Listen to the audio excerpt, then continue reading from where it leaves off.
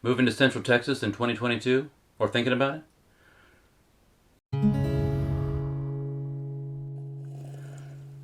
Let's talk. Welcome everyone, Tony Freese here with Uncommon Realty. I try to show you what it's like to live, work, and play in New Braunfels, Texas and surrounding areas. So again, if you're looking to move here and you want to know more about the area, I'm glad you found us. Today I'm going to talk about a couple of things. First of all, why are people moving here? Now I know in the past I've done a top 10 list for New Braunfels, and I've also done a why are people moving to Texas video before, but now I'm going to zoom in on Central Texas a little bit.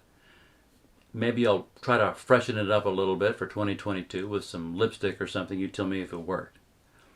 Now that's just going to take a minute. So stick around, because after that I want to talk about how to get ready and prepare yourself for the market here, because it's still kind of nuts. Alright, why are people moving to Central Texas? Cheap housing costs.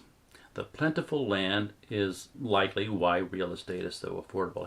Have you heard that Texas is big? Has anybody ever told you that? It takes up a little over 7% of the entire country. Unique culture. It's incomparable, distinctive. The cowboy heritage has a little more prevalence here than in other parts of the state. On the whole, though, it's quite diverse and very friendly. There's lots of cities to choose from. Yes, people move to Houston and Dallas every day, and why wouldn't they? But right here in the heart of Central Texas, we've got San Antonio and Austin. Two booming, business-friendly metropolises with smaller towns and cities in between and all around, rich in culture, history, and entertainment. And oh my goodness, the Tex-Mex and barbecue, well, those are just going to be topics for future videos, I can assure you. Safety. Despite its blossoming population, Central Texas is still a pretty safe place to live. Although, if I'm honest, I haven't been to 6th Street in Austin in several years, which is kind of a shame. Recreational opportunities. Besides hunting and fishing and other outdoor leisure and family fun, there are tons of activities you can enjoy in almost any town in Texas. Warm weather. If the area is experiencing cooler winter weather, it's only for a limited time. The average high temperature in New Braunfels in January is 62 degrees. Low temperature is 37. I had shorts on this last Christmas. Of course, it gets hotter than the dickens in summertime, but it's easy to cool off. In fact, Suzanne made an amusing and informative video on how to do just that last summer. Check out the video here. There are great schools here. We've got a pretty good video on that topic too. Check it out here. As we've mentioned before, there is no state income tax in Texas. The cost of living is fairly affordable. We've got a promising employment market. The thriving economy in Texas makes it super easy to find employment. You've seen the news where so many companies are shifting their operations to Texas. Those events open up many opportunities beyond just the companies themselves in those areas. Okay, so we've established that everyone wants to move here. That means, of course, that you're going to have some competition getting your offers accepted, because there's still a very low inventory of homes available. How do you compete? What do you need to do to be prepared? Oh yeah, okay. Subscribe. Please subscribe to the channel. Make sure you give me a like or even a comment if you're so inclined. This helps my channel a lot because it lets the YouTube lords and robots know that people find this content helpful. They'll recommend it to others who might be searching for this kind of thing. So thank you very much. Okay, if you're financing your purchase, you want to get pre-approved with a lender. And not just pre-qualified, you want to get pre-approved or a full credit approval. That's where they go ahead and get your paycheck stubs and tax returns. When we attach a full credit approval to an offer instead of a simple pre-qual, we're submitting something with much more heft. Remember, we're competing against some people that might even be offering cash, which is the absolute easiest thing in the world for a seller. They don't have to worry about appraisals coming in low and financing falling through. So the full credit approval is the closest thing to that. You also want a qualified realtor to work with. You want someone who does this full time. That means they're putting in lots of offers, they're selling lots of homes, they're listing. They have their finger on the pulse of the market area you're interested in. They can recommend how much to offer over list when necessary. Also, when to waive appraisals or when to use appraisal gaps.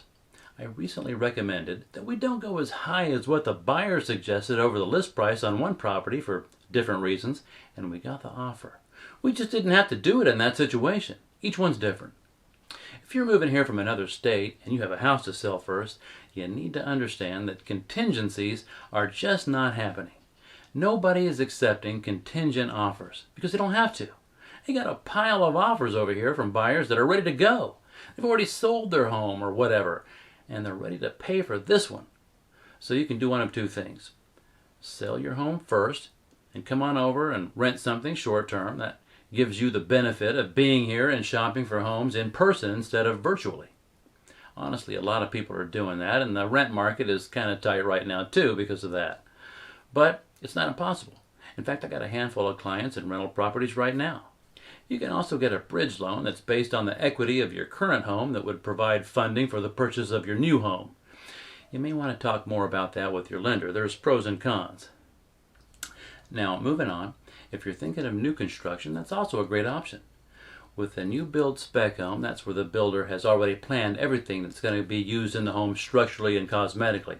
You don't have to fool with submitting offers and crossing your fingers for a few days hoping to get accepted. You just find out what's available and you buy it. Now currently, there may be some wait times. Today, for instance, there are probably very few, if any, spec homes ready to move into. We're still catching up with the demand a little bit. So interested buyers are looking at what builders are planning or what they've started, and they're putting deposits on those homes. The wait time is usually 2 to 5 months or something like that. If you told me you would need to be in a home in 2 months from now and you gave me a set of criteria, I might be able to find something that checks many of your boxes, but if you could wait another 3 or 4 months, you might get your perfect dream home. Some builders are still doing complete custom homes, where you pick everything from the lot to all the design choices, and I can point you to those builders. But most of them these days are going the inventory spec home route so they can be a little more precise with their costs. There's pros and cons to the new build option. Once again, I have a video or two on that subject. Right now, the main concern is a shortage of certain components slowing the process down. I think cabinets and garage doors, maybe some appliances are still hard to get. A few months back, it was windows and cement. You'll just have to be patient because they'll tell you up front that March might actually turn into April or June into July. So you have to be a little flexible with your time. And if you are, this option is going to work for you. That's it. Do you need some help finding the right home? Give me a call, text, email, days, nights, weekends. Thanks for watching, and we'll see you in the next one.